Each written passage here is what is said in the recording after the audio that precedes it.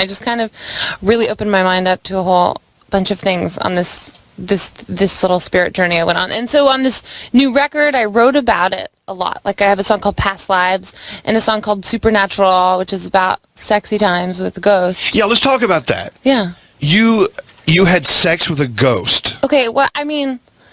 No one's judging you. I'm kind of jealous of you, to be honest. It's like a real, like...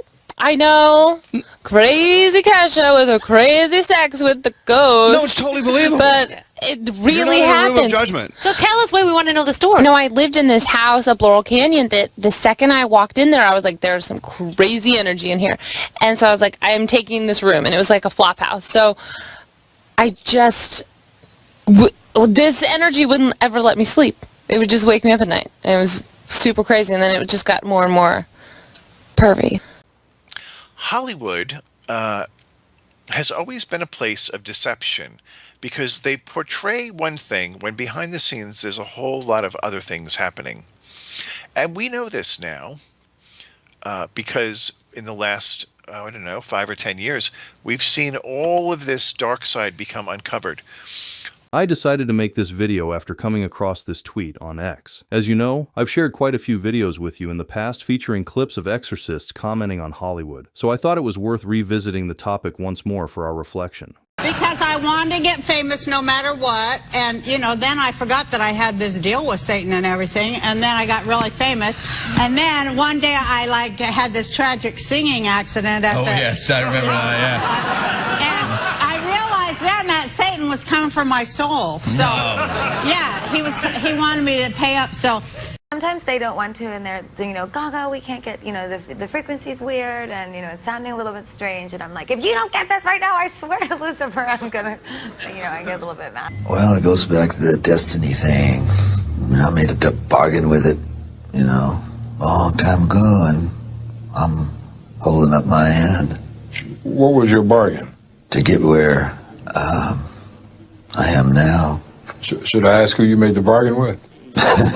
with the chief commander. On this earth? And this earth, and then in the world we can't see. Well, I'm very much into philosophy. A lot of different philosophers that I've read over the years, like Nietzsche,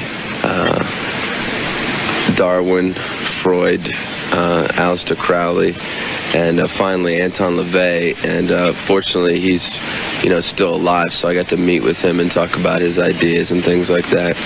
And in America, Satanism is sensationalized and kind of misunderstood, and people associate it with worshiping the devil and things like that. But it's really a philosophy about individuality and self-preservation. It's about being your own God. When we think of Hollywood, we're dealing with people who pretend to be someone they are not. We call it acting. Some are very good at it, others not so much. But they are extraordinarily compensated for this skill, if you want to call it that gets recorded on film or digitally, I guess, these days, and then sent out over the airwaves and cable wires to your television sets, your computers, and then in the case of big movies, to movie theaters. $20-30 million for making one movie that might take 9 months. It's really an obscene amount of wealth to pretend to be somebody else. They have lifestyles of excess with private jets, yachts, multiple mansions around the world, lifestyles of debauchery and hedonism. And for some reason, this is very attractive to the American culture, particularly the youth, the millennials, the 20-somethings, the teenagers. I'm not saying everybody in Hollywood is leading a sinful life, but I'm saying it is a bastion of sin, I would say of capital sin, of pride, of anger, of greed, of gluttony, of envy, sloth, and lust. It's a wormhole of that stuff. And for some reason, we're now living in a time when we exalt these people. We put them on a pedestal. We desire to have this lifestyle. We want to be famous. This is why all these people are rising up on all these social media platforms, the TikTokers and Instagram account people. They want, and Facebook even, they want to be liked and they want to be adored. Well, I'm here to tell you the only one who is worthy to be adored is Jesus. That's it. Not even Mary. Just Jesus, his Father, and the Spirit. Only God alone is to be adored. Everybody else, we're all creatures. Even when you read the scriptures, I think it was St. John, when he saw the angel, when he's writing the book of Revelation, the angel appeared to him. I think Daniel this happened to too. And they were so overcome with the magnificence of the angelic creature that they fell to their knees and made homage to the angel. And the angel said, "Get up. What are you doing? I'm a creature just like you." Meaning we only give that kind of homage to God alone. But this is very different now, because in Hollywood, this is what's happened. We've raised up new idols. Remember, they used to worship the golden calf, or make an idol to a bull or a snake or something like that. Well, we've skipped the animal kingdom. We went straight to people. We've made idols out of people. We've made idols out of celebrity of all sorts. We've made idols out of actors, and we've made idols out of singers. We've made idols out of sports people. When you think about what happens on a Sunday during football season, the amount of preparation people have for their team when their team's playing. There's the tailgate, and you have to go get the food. I'm not saying this is wrong. I'm saying it's odd compared to the way they prepare for Mass. That's all I'm saying. Particularly think about the Super Bowl, what goes into that. The parties, the planning, the build-up. The stadium is filled, 100,000 people, decorated with the gear of their team, face painted, cheering, and then the great despair and depression if their team doesn't win it. You would think that their life depended on it. I find it a little unusual, to be honest. When we look at people like Harvey Weinstein, who was abusing people for decades, and there's no way to. The people are trapped, especially the women, but it's happened to men too. If they go out there as a young, teenager or a 20-year-old person trying to make a living as an actor, they're walking into, literally, it's lambs walking into the slaughterhouse with the wolves. And so these very deplorable people in power, are requiring all sorts of sexual favors to get a job. And if they tell on them, they'll never work in Hollywood again.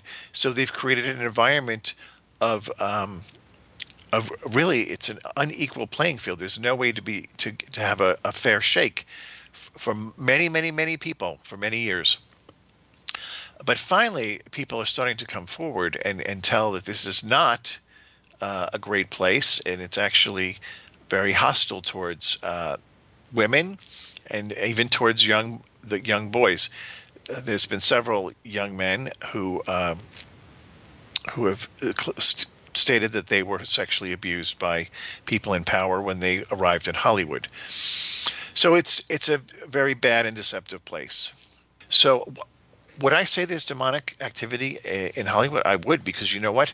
When people will do anything for fame, they will sell their soul to the devil. The fact that you could bargain with the devil, that's true, and you don't want to do that. So if you're seeking anything, and you when you say the words, "I will do anything to become XYZ," famous, rich, powerful, the devil's listening, and he will come slinking in and try to capitalize on that statement. A lot of people don't believe in the devil. A lot of people don't believe in God.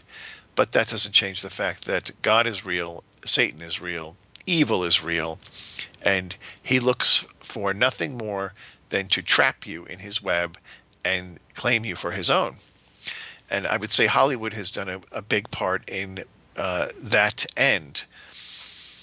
the things that come out of Hollywood, you know, they used to. I think it's always been an evil place, but it was masked pretty well. But now the mask seems to be off, and now they're just putting out all sorts of very evil and I don't know, promiscuous and if not even pornographic films. When you go to Hollywood, another man pointed this out to me one day who investigates these sort of things, about the influence of evil that comes through the media and through Hollywood. When you go there, I've been there, and you walk on Hollywood Boulevard, this is where they have all the stars on the ground, on the sidewalk, you know. And occasionally you'll see the celebrities, when they get their star, they have a big press junket, and they go and they put their, you know, they smile and the stars put into the ground and whatnot.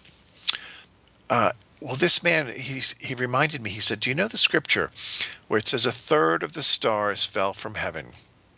And he said, you know, these are the ones who followed Lucifer. And it's fascinating that in the middle of this Hollywood Boulevard is this theater called Grumman's Chinese Theater. Okay? And this is a very famous theater that's been around for a long time. It's on the Hollywood Walk of Fame, like I said, with those stars. And it opened back in the 20s. You know, this is so when Hollywood began, so did, for the most part, this theater was there. Well, it's a hideous theater if you look at it. It's got a giant, I would say it's like a 15, 20-foot bronze dragon in the center of this theater. And the dragon watches over the stars on the Hollywood Walk of Fame. It's very telling. It's almost like he's watching over those that have given themselves over to him. Now, I'm not saying that's the case, but it looks that way. It appears that way. There's also 3 upside-down crosses on this building, which, you know, that's another odd thing. And it's a very dark-looking place. And then all the people that go down the sidewalk, they're stepping all over these stars. You know, it's almost like they're under our feet. It's a very weird thing that we do. But that's just one aspect. So be careful about what you take in to your soul through your eyes and ears, because there's a lot of bad stuff out there. All this stuff about witchcraft and these witches, there's so many shows about witches, you know, trendy witches that look cool. It's not cool. Being a witch is not cool. You're working with the demonic world. Don't let your kids watch these things, and don't you watch these things. Don't indulge in capital sin television. So the Kardashians and the Real Housewives and all these sort of things. Don't watch those things. That will be all for the video this time. And as always, thank you so much for taking the time to be here with us. And hopefully all of you have learned a lot from this video. Remember, if there's any feedback or suggestion, please let us know in the comments below. And until the next one, thanks again for watching, and may God bless you.